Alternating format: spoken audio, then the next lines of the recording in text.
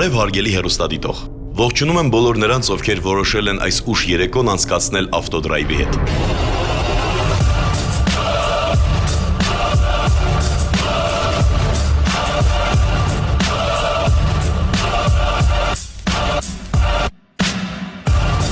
Այսօրվա մեր թողարկումը լուսաբանում է Բումերանգ արշավախմբի կողմից վերջերս անցկացված արշավը դեպի Լորվա մարզի Մեծ Պարնի գյուղի մոտակայքում գտնվող Սուրբ Հովհաննես սրբավայրը։ Քանի որ արշավները անց են կացվում առանց գիշերակացի, բնական է, որ դրանք սկսվում են շատ վաղ առավոտյան։ Արշավականները հավաքվել են մայրաքաղաքի Տիչինայի փողոցի վրա գտնվող Բումերանգ ավտոյուղման կետի մոտ։ Ամենագնացների վրա ամրացվում են Հայաստանի եռագույնը եւ արշավախմբի դրոշները, փակցվում են Բումերանգի լոգոտիպերը, որից հետո հայտարարվում է մեկնարկը։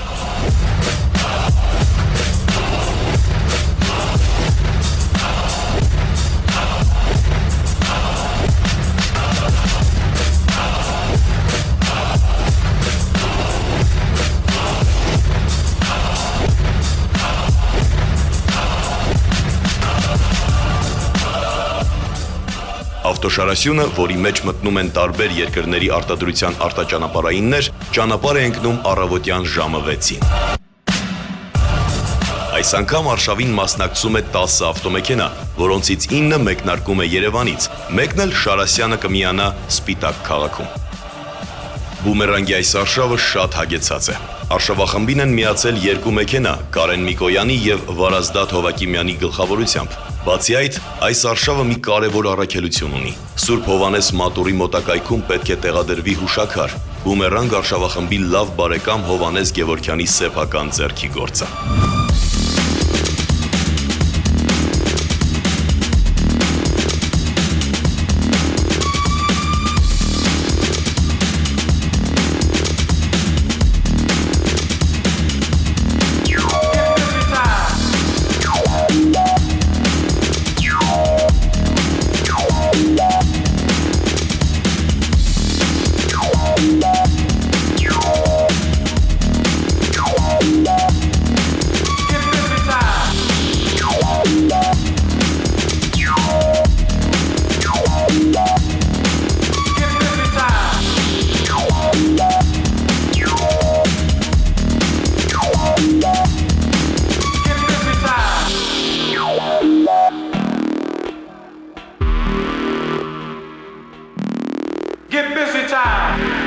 Կարվի գյուղի մոտ փոքրիկ կանգառից հետո Շարասյունը կանոնավոր ընթացքով նորից առաջ է շարժվում։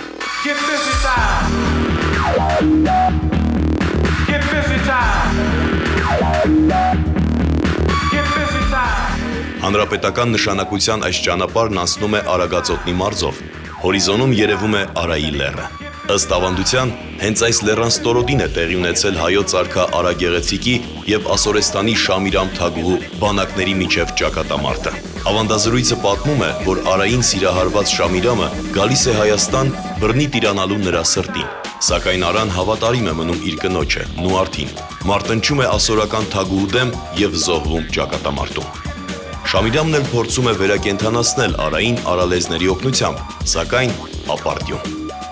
Հետաքրքրական է, որ մայրաքաղաքի կողմից նայելիս լեռնազանգվածը կարելի է նմանեցնել պառկած մարդու, որի հատկապես քիթը ցայտուն արտահայտված է։ Հենց այդ ժայռն էլ Արայի լեռան ամենաբարձր կետն է, որին ժողովուրդը անվանել է Ակլորաքար։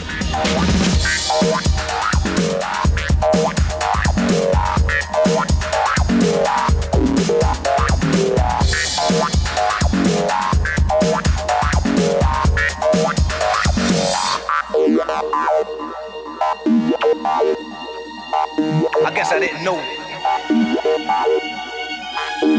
I didn't know. Հերթական կանգառն է Ապարան քաղաքում։ Արշավականները իջնում են մեքենաներից, կիսվում ճանապարհից ստացած տպավորություններով եւ նորից շարունակում իրենց ճամփան։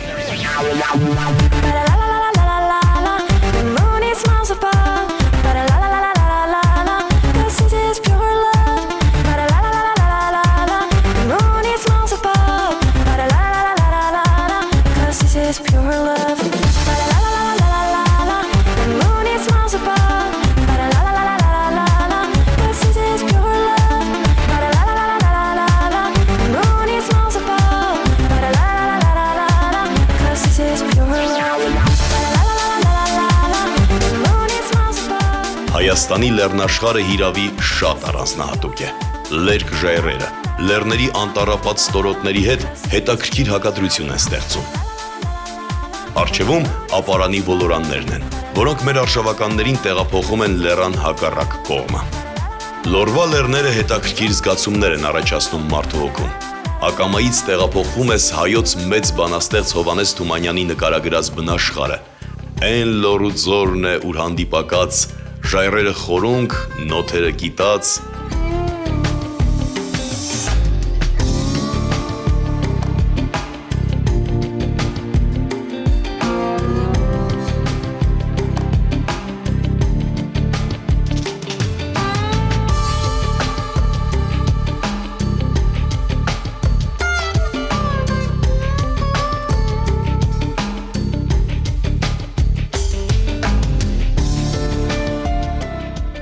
Մեծ պարնի գյուղ չմտած, ամենագնացների շարասյունը ևս մեկ կանգառ է կատարում։ Որոշ ավտոմեքենաներ լիցքավորելու եւ անիվների մեջ եղած օդի ճնշումը կարգավորելու կարիք ունեն։ Դե իհարկե, սա անհրաժեշտ է, քանի որ մեզ երկար ու դժվարին վերելք է սպասվում դեպի լեռները։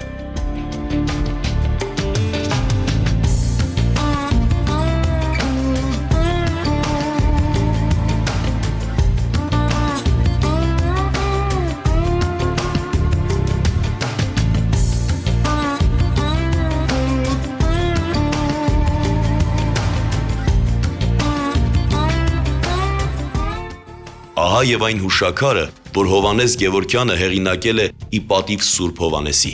Բավական դժվար կլինի հուշաքարը բարձրացնել լեռան գագաթը։ Այն իր պատվանդանի հետ միասին կշռում է մոտ 500 կիլոգրամ։ Սակայն ինչ եմ ասում, եթե մարդիկ կարողացել են այդ նույն լեռնագագաթին մատուռ կառուցել, ուրեմն այս հուշաքարը բարձրացնելիս ոչ ոք իրավունք չունի տրտնջալ։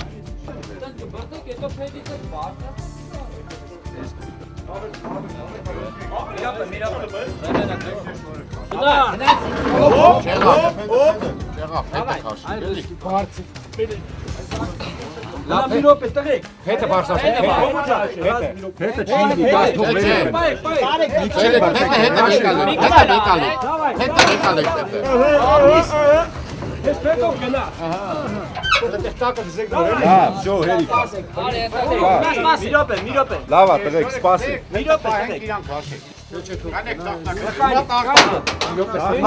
Տաղտակ եթե բարձրացնից պտի պրթեն կարող։ Բանից տանք։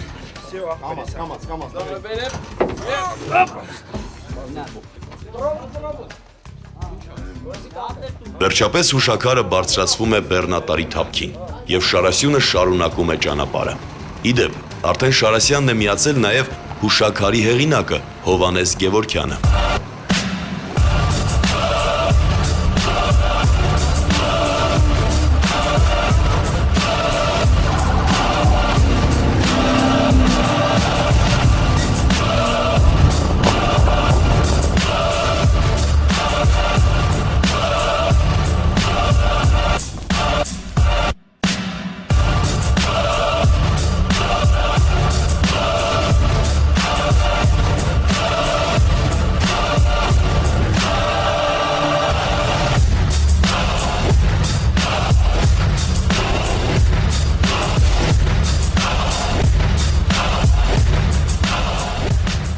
Բեռնատարը համեմատաբար հեշտ ճանապարհով սկսում է մագլցել լեռնի վեր։ Սակայն այդ ճանապարհը չի կարող հագեցնել արշավականների էքստրեմից ծարավ բնավորությունը։ Նրանք լեռան գագաթին հասնելու ավելի բարդ ճանապարհ են գտնում։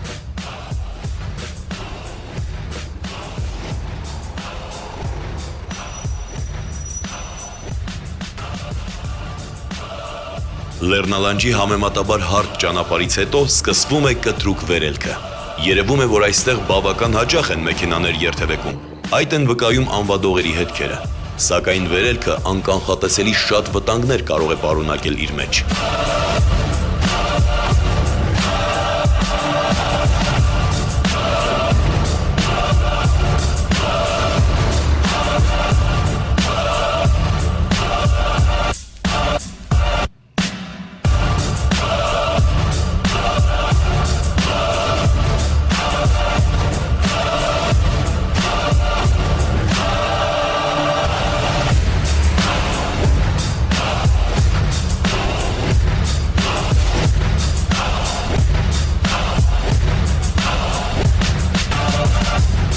Ձնհալից առաջացած հոսքերը խորը փոսեր են գոյացրել։ Ամենագնացները մեկը մյուսի հետևից մագլցում են լեռնի վեր։ Ճանապարհի երկու կողմերում բարձր խոտածածկույթը գրեթե անանցանելի է։ Վարորդները առիթը բաց չեն թողնում իրենց մեքենաների հնարավորությունները փորձարկելու։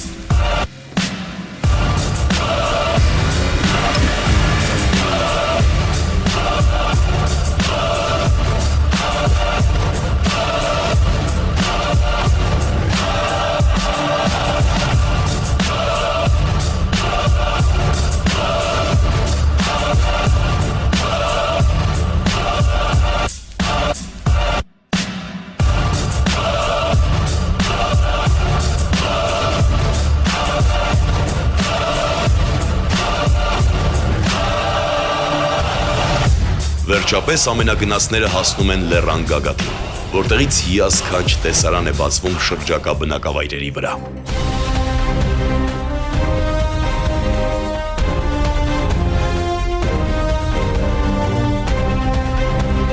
Մի րոպե, ինչու են հետ դառնում մեքենաները, չէ որ Սուրբ Հովանես մատուռը հակառակ կողմում է, կարծես ինչ-որ բան է պատահել։ Պարզ է, ահա եւ առաջին անհաջողությունը։ Բեռնատարը, որը լեռները բարձրանում էր համեմատաբար հեշտ ճանապարհով, խրվել է ցեխափոսի մեջ։ Սակայն բեռնատարի վարորդին էլ մեղադրել չի կարելի։ Խոտը տրորվելով անիվների տակ առաջացնում է բավական սայթաքուն մակերես։ Այսպիսի անհաջողությունները ոչ մի դեպքում չեն կարող ընկճել բումերանգի անդամների ոգին։ Նրանք բազմաթիվ նման իրավիճակներում են հայտնվել։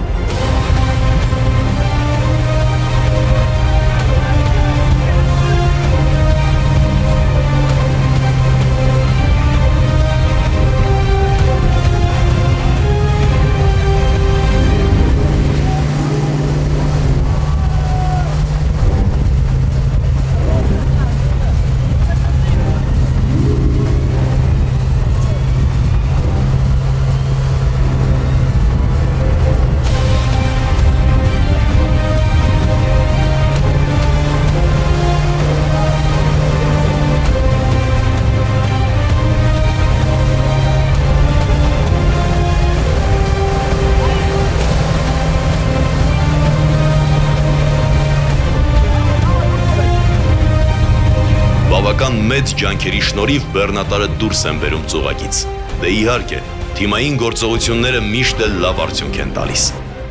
Այստեղ եւս ամենագնացները լուրջ փորձության են ենթարկվում։ Վարորդները բոլորովին անծանոթ տեղանքով անցնելով փորձում են ճանապարհը կրճատել։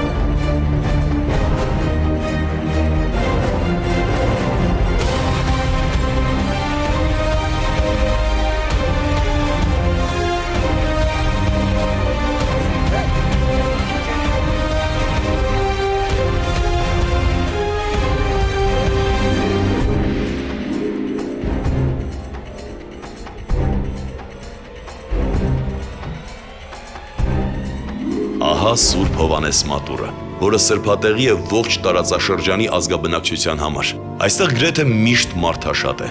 Սուրբ Հովանես մատուռի կառուցման մասին ստույգ տեղեկություններ չկան, սակայն թիթեղապատ ծածկից երևում է, որ նորոգվել է մեր ժամանակներում։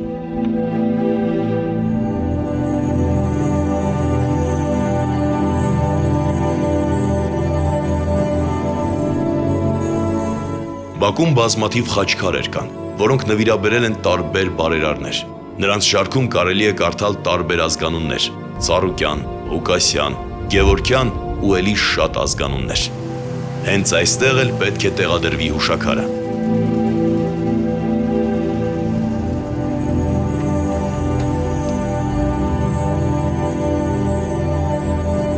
Մինչ արշավախմբի մի քանի անդամներ օգնում են Հովհաննեսին հուշարձանը տեղադրելու գործում, մյուսները իրենց ամենագնացներով սկսում են վարընթացը դեպի մոտակա աղբյուրը։ Նախատեսված է փոքրիկ հյուրասիրություն, որի նախապատրաստական աշխատանքներին էլ լծվեցին մեր արշավի մասնակիցները։ Վերջապես վեր է խոյանում հուշաքարն իր ամբողջ վեհությամբ։ Մի կարևոր նախաձեռնություն ևս չվրիպեց մեր նկարահանող խմբի աչքից։ Արշավի բոլոր անդամները մեկ մարդու նման ձեռնամուխ եղան աղբյուրի շրջակայքը աղբից մաքրելու կարևոր գործին։ Կարծում եմ, բումերանգի տղաները իրենց արարքով շատերին կստիպեն մտածել այն մասին, որ բնությանը չի կարելի անփույթ վերաբերվել։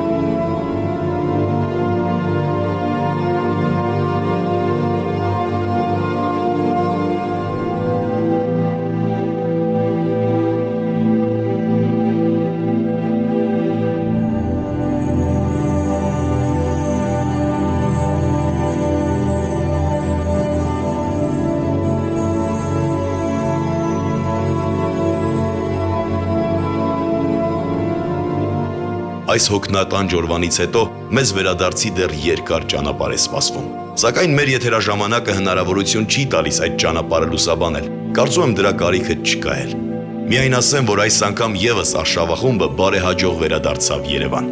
Թույլ տվեք խորին շնորհակալություն հայտնել բումերանգին նման ճանաչողական նախաձեռնությունների համար եւ մաղթել նրան նորանոր հաջողություններ։ Այսքանով մեր հաղորդումը ավարտվեց։ Միայն հիշեցնեմ, որ բաց թողած հաղորդումները կարող եք դիտել 3w.autodrive.am կայքում։ Մինչ նոր հանդիպում։